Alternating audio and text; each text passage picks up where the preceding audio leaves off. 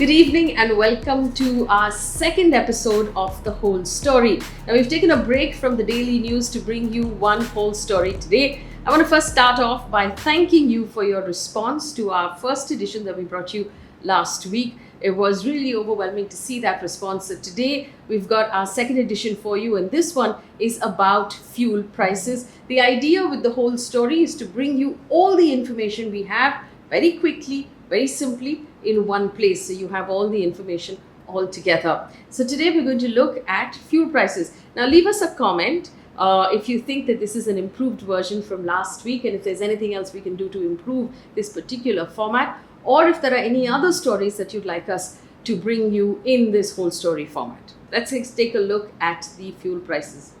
Petrol and diesel prices were hiked for the 25th time since the 1st of May. So we started seeing hikes on the 1st of May.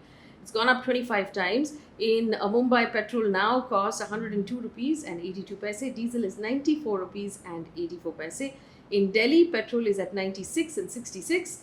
Diesel is at 87 and 44. Chennai also paying 97 rupees, almost 98 rupees in fact.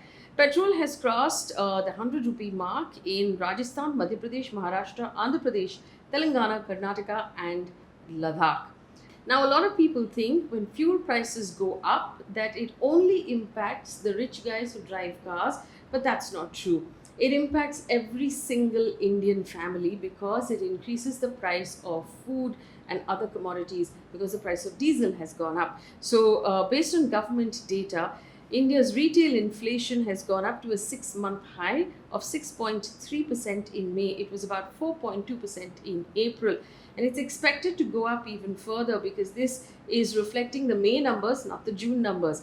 The rise is obviously linked to the rising price of fuel. Now, inflation is calculated based on a basket of items that most consumers buy. It's called the Consumer Price Index. Included in that is fuel and light, which is electricity. That category has gone up 11.5% between April and May. Also, the price of food has gone up 5%. Vegetables are down about 2%, but edible cooking oil went up 30% in 1 month. Now, when fuel prices go up, it affects obviously all of our essentials, and this is turning out to be exceptionally painful because we're also looking at a time when many people, thousands of people across the country have lost their job. 22 million as per the last count of CMIE. Thousands of families have lost either a breadwinner or have completely blown through their life savings caring for someone who got COVID. So if someone needed to be admitted in ICU or in hospital, it was a very expensive prospect. And a lot of families have wiped out their savings entirely. At that point, for actually the inflation numbers to go up becomes particularly painful for poor people in the country. Now, like I've said in the past, if we want to really understand fuel prices, we need to look at the breakup of how it adds up to that nearly 100 rupees. Here on your screen is the breakup as of June 16th this year. Now, the base price that you're looking at of 37 rupees is what is the actual price of petrol after refining and moving it and taking it to the dealer. Now, the price that the dealer pays for petrol is 37 rupees. The dealer makes an average of 3 rupees 80 paise per litre. What you're looking at right now is excise duty of 32 rupees, which is what the central government places on petrol, and VAT, which is the state government tax of 22.3 rupees per litre. And that's what's taking it up to nearly 100 rupees. So the actual petrol is 37 rupees. Now we have to break this down and look at it in two components. The first component is that base price. The base price obviously comes from the price of crude. India imports crude oil, which is the fundamental raw material, and we refine it in India and make petrol and diesel and LPG and all of these other products from it. Now, there are two components in this. One is the price of crude, and which is the base price, and the other is the government taxes. So the price of crude, you'll know, had actually fallen to $20 a barrel last year in April, when basically all of the countries were in lockdown and there was no demand for fuel at all. So this is the global price of crude. It has since then climbed up to $72 a barrel. And if the argument that our price of petrol domestically is linked directly to the global price of crude were in fact true, then basically in April last year, we should have been paying a far lower price, but that's not true. So let me put on your screen right now the movement of petrol domestically, the price of petrol in Delhi over the last few years, and you'll see that last year we were paying close to 71 rupees in April last year when the price of crude was down to $20 a barrel. It is now $72 a barrel, and that's the price that you can see. Now, this happened because the government increased its taxes by 10 rupees on petrol and 13 rupees on diesel last year. It soaked up the difference or the benefit from that lower price of crude.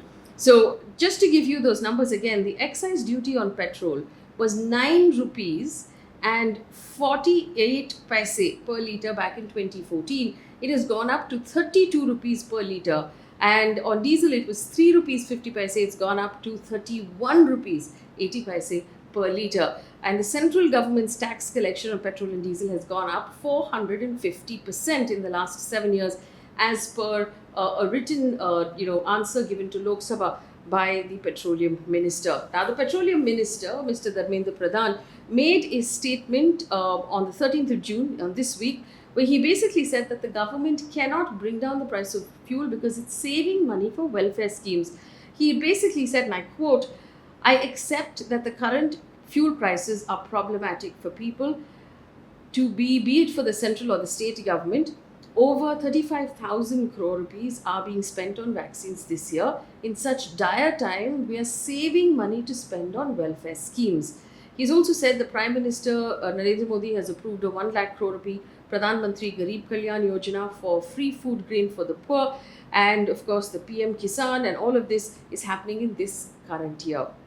He also said in the same statement that the Congress governments in Rajasthan, Punjab and Maharashtra should cut the high taxes on fuels in their state. He said, why is fuel expensive in Maharashtra, Rajasthan and Punjab? If Rahul Gandhi is so concerned about the poor being hit, he should ask chief ministers of Congress-ruled states to cut taxes, end quote.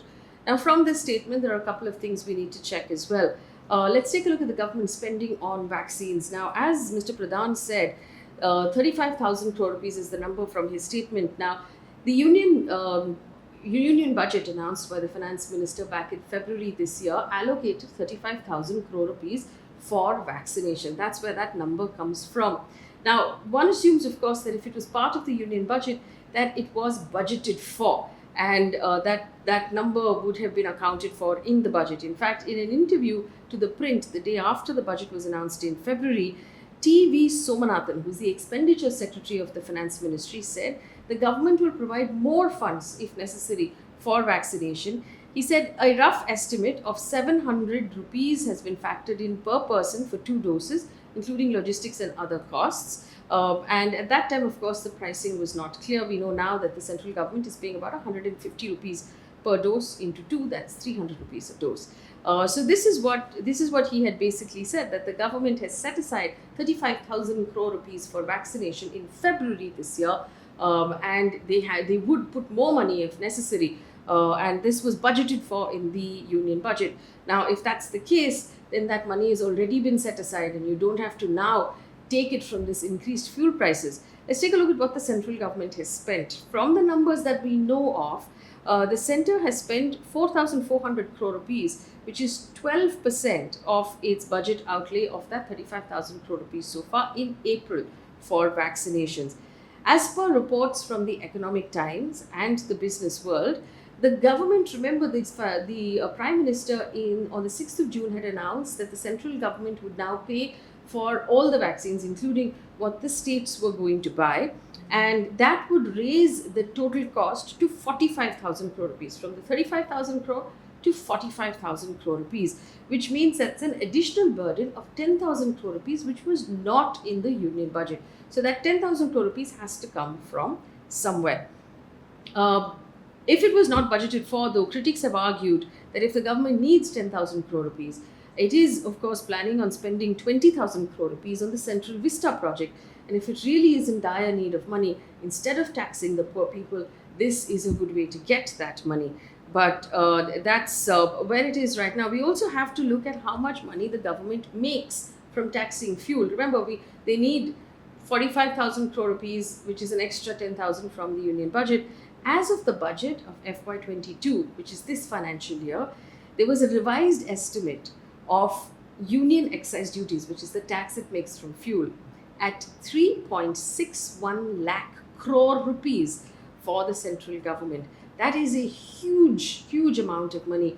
If you're looking for 45,000 crore rupees or 35,000 crore rupees, that is a large amount of money that you have as a buffer that you can maybe take a haircut on if you want to, on humanitarian grounds, give relief to the people. So what happens from now? Well, as of today, oil prices in the global markets continue to go up. They're going up continuously. If we look at the movement in the last 1 month at least, because most countries across the world are achieving large numbers of vaccinations of its people and they're starting to open up, they are easing restrictions and people now are starting to increase their demand for fuel. As a result, there is an increased price of crude. And the Organization of Petroleum Exporting Countries, which is called OPEC, has already got some backlog of manufacturing, so they have some stock, but they are not increasing their supply at this point. They want to maintain the prices at this rate, and that is actually going to increase those prices. Analysts now expect prices to go up further. To quote the UBS Group analyst, he said, and I quote, "With oil demand expected to rise strongly this summer and supply growth lagging behind demand growth, oil inventories are likely to fall faster over the coming months. As such, we expect to see prices moving higher in the next 3 months." So those prices are going to continue to go up. Remember, in the US, California opened up its economy fully on Tuesday. New York has removed all its restrictions as of this week as well. And the US is the largest consumer of fuel. So this means that the price of crude across the world is going to go up as expected and by analysts over the next 3 months. And if that's the case, and if the central government and state governments do not bring down the tax that they have on fuel, we're going to expect it to cross much further than 100 rupees on petrol and 100 rupees on diesel, and it is likely then to affect every single thing you buy. The price of vegetables, milk, medicines, rice, grain, everything that comes into the city will go up because the price of diesel will go up as well. So that's all of the information that we have right now on fuel prices and the numbers associated with fuel prices on the whole story. Leave us a comment if you found this useful, and if you have any other feedback for us. It'll be our pleasure to improve this offering for you. Thank you so much for watching. Goodbye.